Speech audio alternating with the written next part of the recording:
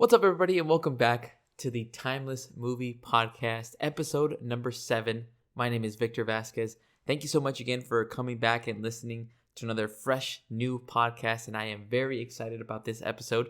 I'm not saying I haven't been excited for any of the other previous movies that I've been able to talk about and kind of discuss with you guys, but on today's episode, we are going to be going over Shang-Chi and the Legend of the Ten Rings. Another Marvel movie, no surprise there. I've been hyped for any new Marvel project, whether it's one of the Disney Plus shows or Black Widow, and now we get to see a new character that is being introduced to the Marvel Cinematic Universe. So thanks so much for being able to join. Let's just kind of jump in and discuss this movie. But before we do that, I just want to obviously let everybody know, hope everybody's having a great Labor Day weekend. Hopefully you had a chance to take Monday off and relax. So hopefully you're just doing that. And again, hopefully everybody enjoys this short week that is coming up as well. All right, want to jump into this review, guys, on the specific Shang-Chi movie. Just to start things off, I like to give a little bit of background on why I felt like I needed to watch this movie. I say it every episode, I'm a sucker for the Marvel movies. Again, any show, any movie that's been announced, that is currently showing or coming out, I'm all in. I'm checking it out. So when I heard that they were making a Shang-Chi movie, my first reaction was, who? I'll be honest, I wasn't really familiar with that character. But for that exact reason, I was super hyped. I'm always going to remember watching Guardians for the first time. Didn't know anything about the Guardians of the Galaxy characters. Didn't know who any of these individuals were. And I came out of the movie in love with that film. It was amazing. The music, the way that James Gunn directed that film, every character from, Star-Lord to Rocket to Groot to Gamora to Drax, everybody had their special moments and it just blew me away. And so from that point on, I started thinking, okay, you know what? Maybe these characters that I'm not aware of, that aren't, characters like Spider-Man or Iron Man or Captain America, maybe these other ones are really some of the best stories that can be told. And I got a similar feeling for Doctor Strange. Didn't know anything about him, and I really enjoyed his first movie. Black Panther was obviously amazing. Didn't really know much about that character. Again, not into the comics or anything like that. So I was really, really surprised with those types of films. And now comes Shang-Chi. I watched the first trailer. I was all in as soon as I saw the glimpse of the fight scenes. It looked so slick and so smooth. So I knew that this movie is going to be a lot of action packed into it with a lot of great scenes. So just kind of giving you my initial thoughts of what went through my head of thinking, you know what, why I have to see this specific movie. All right, gonna jump into it now with a quick summary of the film. Just want to throw out a little bit of spoiler warnings. Obviously don't want to get into too much detail since the film did just come out. I do want to give everybody a chance to check out the movie because it is an awesome experience to go watch as well. And obviously don't want to spoil any twists that might have occurred in the film. So, to the surprise of no one, the film revolves around their protagonist, Shang-Chi, which is played by Simu Liu. It not only shows him during present day, but it also goes back in time to show the audience how he became one of the most lethal martial artists in the world. He was trained by his father, who we see as the leader of the infamous group, the Ten Rings, and he is the Mandarin. So we actually saw a bit of the Mandarin, or what we thought was the Mandarin, in Iron Man 3. It was actually played by, I think his name is Ian Kingsley. And, at the time, we thought he was a terrorist leader. He had the banner of the Ten Rings behind him. But then at the end of the film, we find out that he was just an actor.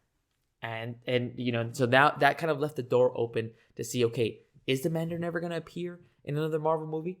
And we got our answer here, because the Mandarin in this film, the leader of the Ten Rings, is played by the great Hong Kong actor Tony Leung.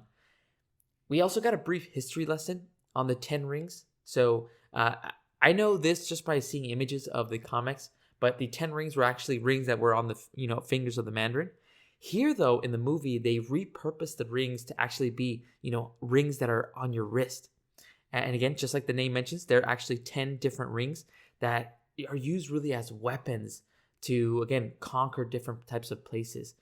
They explain in the movie that these specific rings, nobody really knows where they came from, but the Mandarin possessed these rings and they were really wielding the powers of the gods. And again, with all that power, the Mandarin was able to use that in order to eventually conquer different civilizations, and with his end goal really to pass these rings down to his heir. As the film goes along, you realize that Shang-Chi was trying to really hide everything about his past. He left his family behind. In order to kind of escape the path that his father wanted him to do. Again, like I mentioned, the Mandarin was some type of a crime lord and trying to take over civilizations. And he eventually wanted to pass that 10 Rings legacy over to his son. And Shang-Chi didn't really want that. So he eventually escapes from his father's compound and he basically starts living his life in San Francisco. There's even a quote that kind of runs through the film where, and I'm just going to paraphrase it, but the quote basically says, the more you run from your past, the more painful it will be to face it later on. And that's the challenge that Shang-Chi faces. Can you really erase your past, or is it something that you must accept and live with? This is what I believe is the theme of the movie, which is accepting who you are. Even in Shang-Chi's case, he has two sides to him. The lethal martial artist that was trained by his father, but also this kind-hearted boy that was raised by his mother. Rather than just being good or just evil, Shang-Chi must accept who he is and choose the path that makes sense to him, which is obviously to use his skills that his father taught him in order to eventually stop his father and thwart his plans. I mentioned it at the beginning of the podcast, but my goodness, the fight scenes in this movie were off the charts. This is probably just recency bias because I just watched the film a few days ago, but of all the Marvel movies, this fight scene that were included in this film were some of the most fast-paced, intense showdowns I've seen, whether it was Shang-Chi against this masked assassin, a group of 10-ring thugs, or Shang-Chi against his father, the Mandarin. All the choreography was spot on. Also, the supporting cast of the movie did awesome as well. Awkwafina is always hilarious. She ended up playing her, the character of Katie, who was the best friend of Shang-Chi. Then we have Meng'er Zhang, who also plays Shang-Chi's sister, Xiaoling. She has her own moments where she's kicking ass and just showing that she's just as lethal as Shang-Chi. Overall, it was an awesome movie experience, though. The fight scenes, the story that revolves around Shang-Chi and his past, as well as what he's going to do in the future, as well as him dealing with his relationship with his father, all just kept me so damn engaged in this movie. Again, a lot of people will look at this and be like, well, it's just another superhero movie with, a lot of different types of action. But again, it does have some nice emotional moments. And again, the visuals of this movie, especially with the fight scenes, just make it over the top. So good. A really theatrical experience. So I recommend everybody kind of try to go in. And if you're interested, at least go and watch it as well. All right, now that I talked about a very brief summary of the film and what it deals with, now I want to jump into if there's any specific actor, actress's performance that I really liked. This movie had so many great performances, but I have to really go with Tony Leung, who played the Mandarin and Shang-Chi's father. He's actually the first person that you see in the film. Again, the first scene that you kind of see, and again, mild spoiler warnings for anybody that hasn't seen it, but it really just jumps into a couple of years or, lots of years in the past, showing you Tony Leung as the Mandarin and how he is already in possession of the 10 rings and showing you the power of what these 10 rings are capable of. You also get to see some of his martial arts and all that he's been able to learn throughout the years. He killed it, Tony Leung did in every scene that he was in. Not only did his fighting catch your attention, but anytime he had dialogue with another character, he just commands your attention. He really portrayed the confidence of a leader or of a dictator very well. And again, just by the reactions of the rest of the characters around him, you knew that you had to take him seriously. I mentioned it before in my intro, but Tony Leung is a big-time movie star in Hong Kong, and I'm really glad that we were able to get him to play the Mandarin and show off his talent to everybody else. Because again, not a lot of folks, that aren't really big film fans might have seen him in other films in Hong Kong, but again, now that we get to see him in a Marvel movie, you just see how great of a performance he did as the antagonist. And really, what's cool about this film is that obviously it is called Shang-Chi, but again, even in the specific title of it, or the subtitle, The Legend of the Ten Rings, the story not only revolves around Shang-Chi, but also tries to include as much of the Mandarin as well. Because again, they highlighted that in Iron Man 3 of this organization. We've seen those symbols of the Ten Rings throughout multiple Marvel movies. And so it makes sense to not just talk about this as an origin story for Shang-Chi, but also an origin for, who his father is as well. So Tony Leung killed it with his specific performance as the Mandarin. I really enjoyed this specific scenes that he came out in, or again, all the specific fight scenes that he was a part of. He just did everything that he performed in that specific film was just 10 out of 10 for me. All right, now I want to move over to my favorite scene or moment of the film. To the surprise of no one, my favorite scene was actually a fight scene that took place during Shang-Chi. It was actually between his father and Shang-Chi. Now, this is getting into spoiler territory because this does happen later on in the film. So, if you have not seen the movie, I will pause right now and let you leave the video. That way you guys do not hear any of the spoilers that I'm about to say. All right, gave everybody a few seconds. If you have not seen it, please leave now because we're about to jump into the spoilers.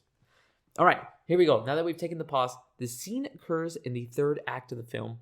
It's basically Shang-Chi needing to stop and thwart his father from accessing a specific gate that can cause total mayhem in the world. As he faces his father, he ends up getting knocked down as they perform a crazy amount of different types of fighting techniques and martial arts. But Shang-Chi gets knocked down while his father proclaims that if he was stronger, he could have saved his mother. His mother ended up passing away earlier on in the film. And again, don't want to jump into too much heavy spoilers, but you'll see what happens to his mother. She ends up, again, getting, passing away. And his father just throws that comment out there to irritate him, to show him like that if it was because of him, if he didn't train harder, or if he didn't try to, stop being a sweet boy, he could have saved his mother. They then proceed to have another epic showdown. And then this time, Shang-Chi knocks down his father. And now Shang-Chi replies, if you were an actual father and you would have been there for our family, our mother would have still been alive. Oh, man. Both of these guys throwing jabs at each other, blaming each other for their mother's death, or for the Mandarin, his wife's death. They then proceed to have, again, another epic fight scene that includes some incredible choreography, as well as showing off the ability of the 10 rings. It was so damn awesome and smooth how they did that transition. I love that. It always reminds me of the Batman Begins scene where, Ra's al Ghul is training Bruce Wayne, and he basically tells him, the death of your parents wasn't, or the death of the mother wasn't your fault. It was your father's, for not stepping up. And so that kind of gave me that type of vibe when again, Mandarin was telling Shang-Chi, his own son, that it was basically his fault. It kind of gave me those type of vibes. Again, that connection probably makes no sense, but I felt that it was appropriate for that situation. So great scene, again, between Simu Liu and Tony Leung on that. And again, they cannot complain when there's a sick fight scene involved with these two as well. All right, just want to jump in to my next segment, which is basically, would I recommend this film? This is going to be a hell yes for me. This movie has it all. Again, it has some funny scenes. Awkwafina always kills it in any specific role that she has. It has emotional moments where you see the relationship between Shang-Chi and his mother and his father, as well as his sister. Beautiful fight scenes that I'm amazed at the type of camera work and how they're able to kind of stay in that specific moment and get you in that mood to watch all these fight scenes. And of course, a good story that highlights who Shang-Chi is. Even if you're not into Marvel, if you like fight movies and action movies, this one's really for you. I really believe that this film has some of the best fight scenes of any Marvel movie. And I think it has some of the best fight scenes so far in 2021. Granted, I haven't seen a lot of different types of action movies so far this year, but it's going to be tough for any movie coming after Shang-Chi to compare to this one. Because again, the martial arts that was used, the choreography, it made it seem so damn sweet to watch. It was enjoyable. Also, each actor had their moment to shine. And I can't compliment this cast enough. They all showed their specific skills, whether it was acting or their martial arts, or even in the emotional scenes. They just kept everything so well done throughout the film. Please go out and see this movie. Another aspect that I forgot to mention in my intro was the music. They add a lot of different types of elements that have this kind of, again, themes of the Asian culture. It works so well. The soundtrack is already on Spotify. Go listen to it if you want to listen to that type of music and the scores. It's so well done. Again, another offer to you guys. If you're into any of that specific items, whether you like Marvel movies, whether you like fight scenes, whether you like a good story, go check this movie out in theaters.